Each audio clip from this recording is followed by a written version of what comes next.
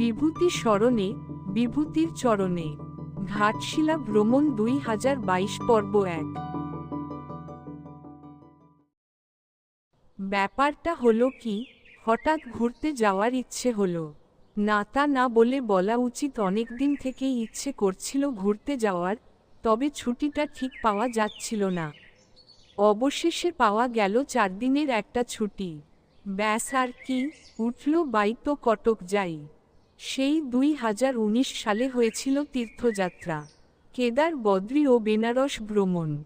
তারপর এলো দুঃস্বপ্নের 2 বছর।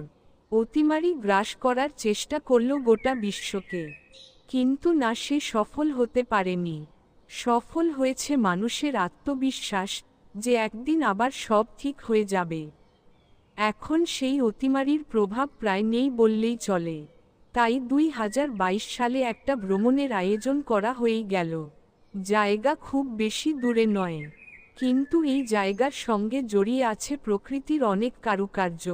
সেই জায়গার ওপর দিয়ে বয়ে গেছে সুবর্ণরেখা নদী, জঙ্গলে ঘেরা এক রম্য নগরী। বিখ্যাত সাহিত্যিক শ্রী বিভূতিভূষণ বন্দ্যোপাধ্যায়ের বসত বাড়ি আগলে রেখেছে সেই স্থান, ঘাটশিলা।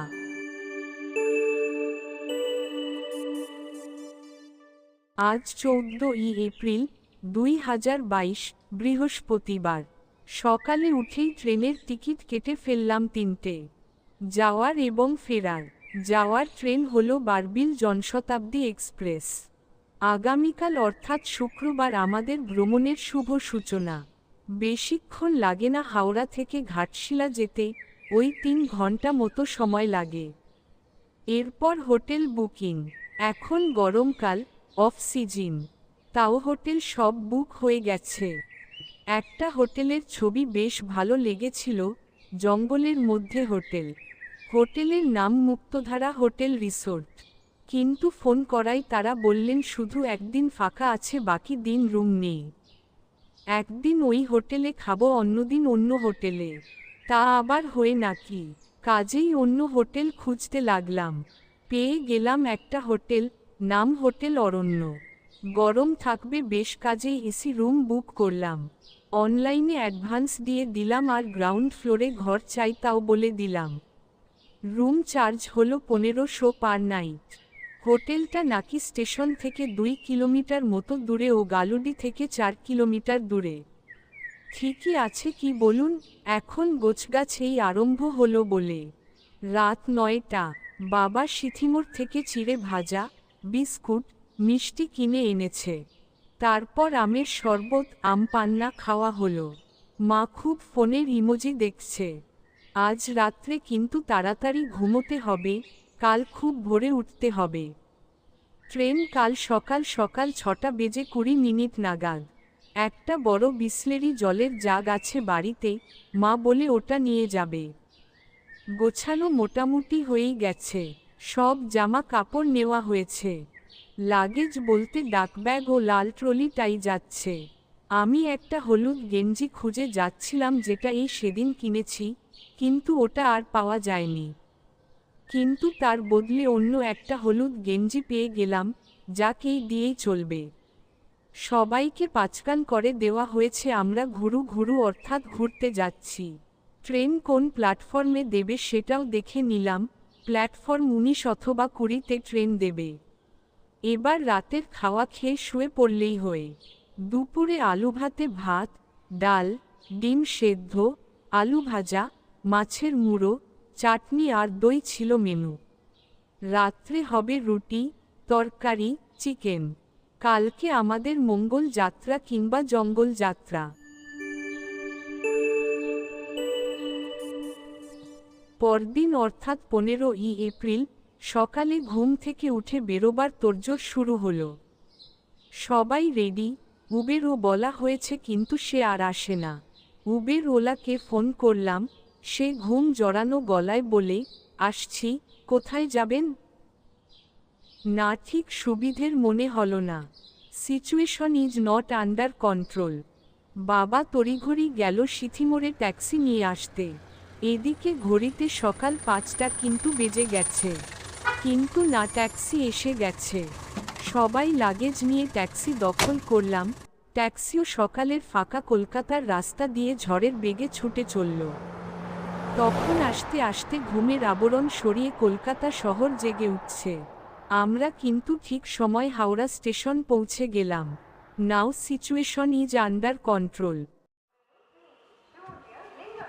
নতুন কমপ্লেক্সে এলাম। এনকোয়ারি থেকে বলল আমাদের ট্রেন প্ল্যাটফর্ম 19-এ আসবে। ট্রেন নাকি দিয়েও দিয়েছে, কিন্তু কই সেই ট্রেন? লাগেজ নিয়ে প্ল্যাটফর্ম 19-এ গিয়ে দাঁড়ালাম। ওপরে ডিসপ্লে বোর্ডে লেখা ট্রেনের নাম, কোচ নম্বর, কিন্তু সামনের ট্রেন লাইন খালি।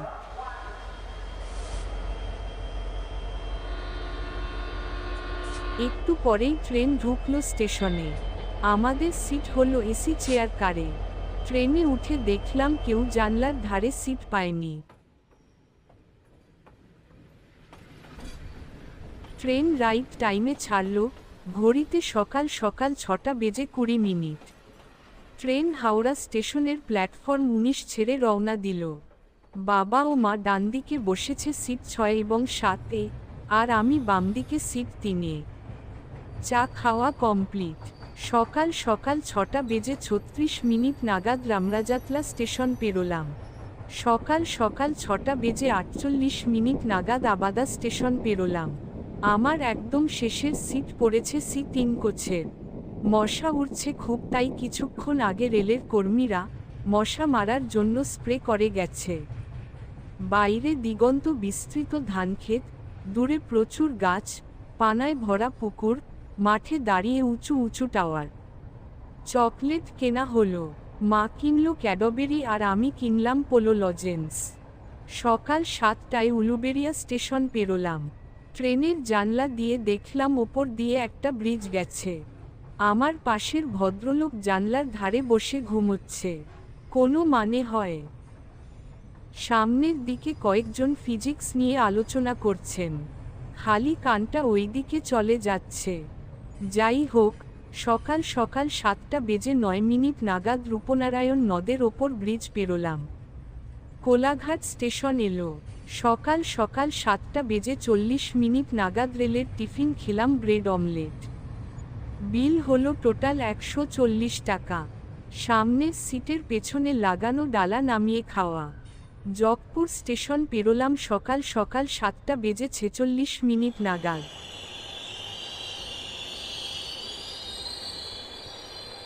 প্রায় সকাল 8টায় খড়গপুর স্টেশন এলো।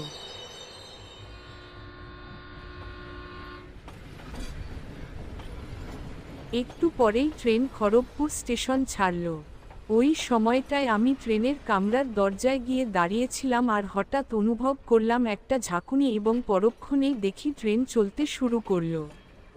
ট্রেনের দরজায় দাঁড়িয়ে দেখলাম খড়গপুরের লম্বা প্ল্যাটফর্ম ধীরে ধীরে পেছনে সরে যেতে লাগল।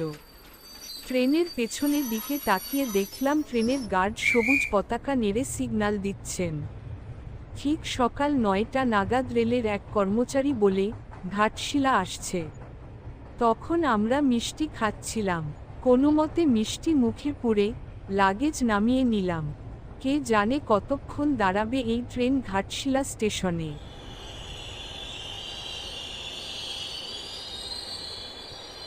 দেখতে দেখতে ঘাটশিলা স্টেশন এসে পড়ল আর আমরা নেমে পড়লাম স্টেশনে।